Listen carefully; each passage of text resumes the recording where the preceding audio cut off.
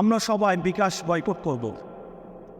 আমরা সোশ্যাল মিডিয়াতে দেখতে পাচ্ছি যে সবাই বিকাশ বয়কট করুন, বিকাশ বয়কট করলাম, এমন কিছু নিউজ আমরা দেখতে পাচ্ছি।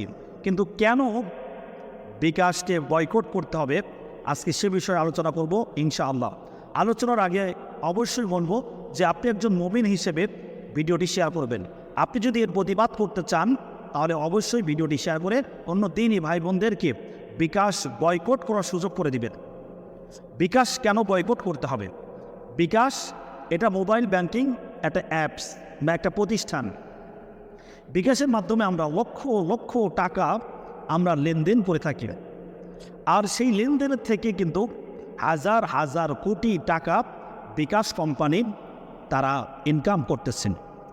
আর সেই টাকা ইনকাম করে মুসলমানদেরকে কিভাবে মারতে হবে, মুসলমানদের বিরুদ্ধে কিভাবে ষড়যন্ত্র করতে হবে, মুসলমানের সন্তানদেরকে কিভাবে ধ্বংস করতে হবে, সেই কাজে বিকাশ কোম্পানি ব্যয় করতেছেন।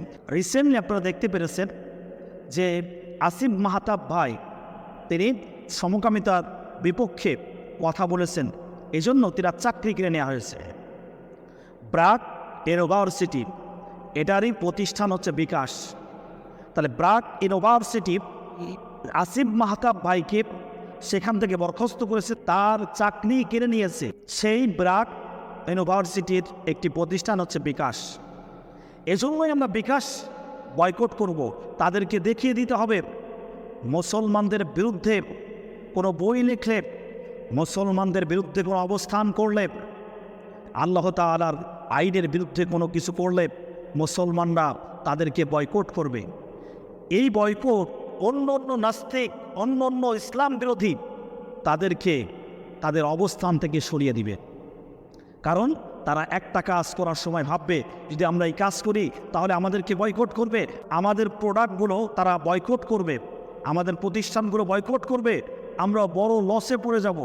এই ভয়ে তারা ইসলামের বিরুদ্ধে কথা বলবে না, ইসলামের বিরুদ্ধে বই লিখবে না, আলেম ওলামাদের বিরুদ্ধে কথা বলবে না। এজন্য মুসলমান হিসেবে আমাদের দায়িত্ব এই মুহূর্তে বিকাশ বয়কট করা। আজ থেকে আমরা বিকাশে কেউ লেনদেন করব না। অন্য দিনই ভাই যারা আছে বা বোনেরা আছে তাদেরকেও এই বিকাশে লেনদেন করতে দিব না।